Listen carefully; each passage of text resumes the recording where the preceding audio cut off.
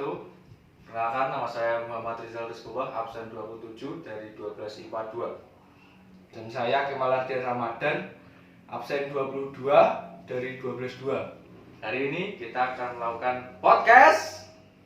Pokoknya Podcast pokoknya. ya pokoknya. Iya, pokoknya podcast. Gimana?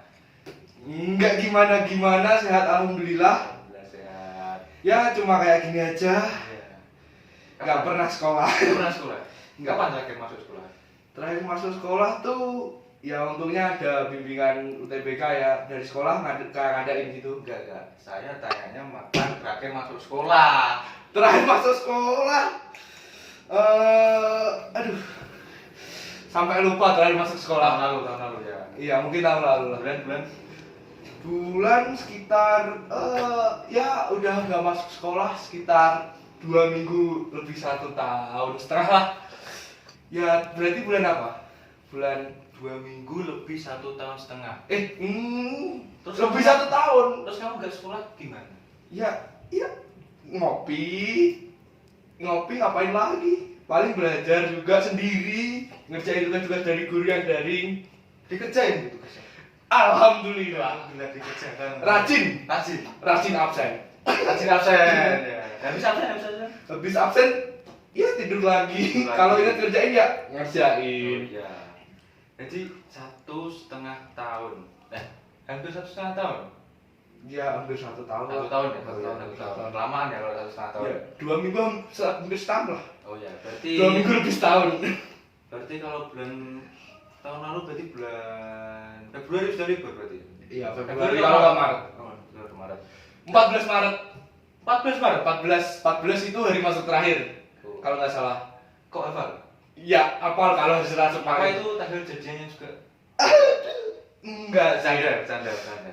Berarti Maret ya? Iya, Maret. Berarti masuknya kelas 12 itu cuman 2 bulan ya berarti? Iya, 2 bulan. Ya, sekitar 2 2 bulan. bulan. Dan itu kok terus langsung nggak masuk sekolah itu gimana? Pengumumannya gimana? Ya, pengumumannya awalnya dari pemerintah kabupaten sih. Ya, gimana? Dari pemerintah kabupaten kayak nyebarin pengumuman lewat media sosial juga, ke sekolah juga. Ya, habis itu katanya awalnya 2 minggu libur, habis itu masuk. Ternyata 2 minggu lebih setahun nggak masuk. 2 minggu lebih setahun. Itu kalau biasanya ya, kalau siswa itu yang dicari liburnya.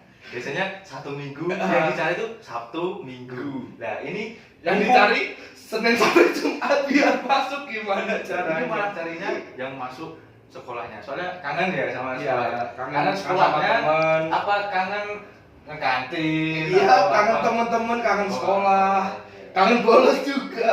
Pernah bolos ternyata sih. Iya, bolos. Ya, jangan dicontoh tapi. Ya itu jangan dicontoh karena itu jelek lah pokoknya ya.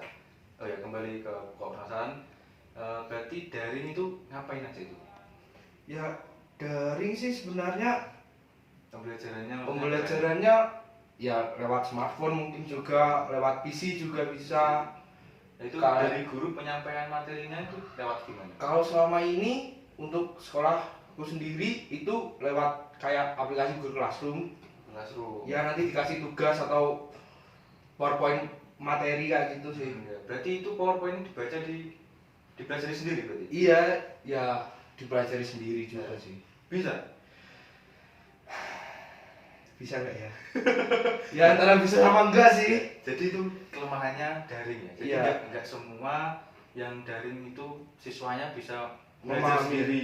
Ada siswa yang perlu belajar secara langsung. Ada siswa yang belajar mandiri itu sudah cukup. Nah, kalau Mas siapa namanya? Tadi belum kenalan ya? Iya, Kemal. Oh, Mas Kemal ya. Iya. Mas Kemal itu sukanya yang secara langsung oleh guru atau belajar sendiri dia cukup? Kalau secara pembelajaran lebih efektif ke yang offline sih, Iya. secara langsung. Tapi untuk Saya setuju. pengaturan waktu atau yang lain-lain daring lumayan enak karena kita kayak lebih santai gitu belajarnya, nggak terburu jadwal atau lain-lain, juga bisa bangun siang. Bahkan sampai sekarang udah lupa rasanya mandi pagi buat berangkat ke sekolah. Biasanya sehari itu mandi 2 kali ya. Sekarang 1 kali Satu aja kali. mungkin enggak. Malah mungkin enggak. Iya. Ya jadi dampak positif apa buruknya itu ada dari daring itu. Ya seperti Mas Kemal ini kan lebih efektif secara langsung itu sangat setuju saya ya sekolah kan emang dari dulu kan ya secara langsung. Iya. Tapi kalau daring ini juga memanfaatkan teknologi juga kan dari Iya sih, kemajuan iptek untuk Indonesia juga. Tapi ya secara garis besar juga nggak efektif juga sih pembelajaran. Ya. Nah terus ini kan maksimal belum cukup ya kalau belajar sendiri. Nah, Iya. terus gimana biar tercukupi gitu kalau materinya dikuasai kan? Kalau untuk materi yang belum dikuasai mungkin juga ada bimbingan pembelajaran Kak Bimbel gitu kan. Bimbingan belajar juga. Ya, alhamdulillah ikut. Berarti itu bimbingan belajarnya apakah juga online atau ada offline-nya? Ada offline-nya sih. Ada offline-nya? Ya, jadi ada online, ada offline. Jadi kita bisa belajar untuk online-nya yang sudah kita sesuaikan dengan diri kita yang 1 tahun ini hampir nggak pernah masuk, sama offline-nya juga kita menyesuaikan lagi dengan pembelajaran offline yang kita langsung bertatap muka dengan pengajar atau mentornya juga sih. Jadi solusi dari ini ikut bimbingan belajar. Iya. Bisa contoh dari Mas Kemal. Daripada pusing-pusing mikir sendiri. Daripada mikir sendiri. Malah nggak paham nanti. Nah, malah nggak paham. Jadi apa nanti ya kan? Malah pusing. Apalagi sekarang udah kelas 12 kan. Iya. Mau nyari ke universitas melanjutin pendidikan juga. Kalau belajar sendiri rasanya juga kurang efektif sih. Tanpa kayak mentor atau orang yang menggurui kita atau mengajarkan kita. Iya. Dan terus ini kan mau persiapan juga tes masuk universitas. Iya. Nah itu pelajarannya kan mesti diperkecil dan harus menguasai materi-materi yang ada di tesnya itu kan. Iya. Nah itu gimana caranya? Ya lewat bimbingan pembelajaran itu, lewat bimbel itu juga kita diajarkan contoh-contoh soal untuk UTBK dan lain-lain juga. Jadi kita bisa mengerti dasar-dasarnya lah untuk materi atau pembelajaran yang akan keluar untuk tes masuk universitas tuh. Oh ya, berarti kalau bimbingan belajar terus misalnya ada les itu ya? Iya. Lesnya offline. Nah terus sekolah juga masuk. Nah itu gimana? Kalau untuk aku selama ini untuk bimbingan yang misalnya offline, misalnya sekolahnya di kota satu tapi bimbingannya di luar kota kamu sekolah ya. Ya minta surat perizinan aja, kayak surat pernyataan bahwa kita memang benar-benar bimbingan. Kita cari ilmu juga memenuhi kekurangan ilmu kita lah atas pembelajaran daring yang selama ini kita lakuin. Ya. Nah, terus orang tuanya itu gimana? Mensupport atau misalnya udah sekolah udah ada, kenapa kok masih bimbingan belajar lagi?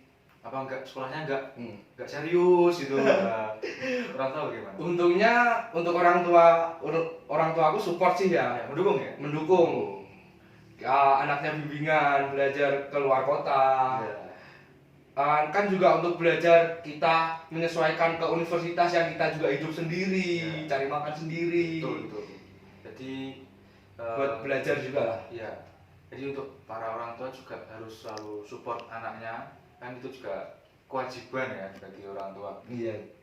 Kita balik lagi ke daring. Jadi daring itu ya nggak selamanya negatif ya.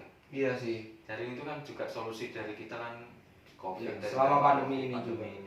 Kita harus daring dan tetap melakukan belajar. Bukan berarti COVID itu stop semua, nggak belajar. Nggak bisa sih juga. Iya. Semua kayak perekonomian juga bakal terhambat. Apalagi kalau misalnya masih TK, terus udah terlanjur masuk, terus COVID stop. Iya. Hilang 2 tambah 2 8 nanti. Malah hilang. Lah kok hilang? Ya kan pendidikan juga 12 tahun dan kata-katanya berita-berita yang tersebar ini COVID di Indonesia bakal hilangnya 10 tahun. 10 tahun. Nanti yang baru memulai pendidikan selama 12 tahun dari misal tahun ini kan nyisa pendidikan offline-nya cuma 2 tahun. Masa 10 tahunnya daring? Kan pusing. Nggak dapat tatap muka langsung, bersosialisasi dengan teman, kayak dunia nggak bisa mengenal dunia luar kayak gimana. Ya, dan terus ini kan kembali ke daring lagi, kan daring itu belajarnya di rumah kan ya. Apa yang dirindukan untuk masuk sekolah itu, yang dirindukan apa saja? Kalau sekolah sih rindu vibes-nya juga sih ya. Vibe sekolah, vibe teman-teman di kelas, vibe pas jam kos. Kak suasananya tuh enak aja gitu. Ya, sama teman-teman. Iya. Kalau misalnya di rumah kan jam kos terus. Jam kos terus rasanya kayak tapi sepi gitu. Sepi, di rumah diem aja. Paling kalau ada kerjaan di rumah, ngerjain kerjaan rumah juga.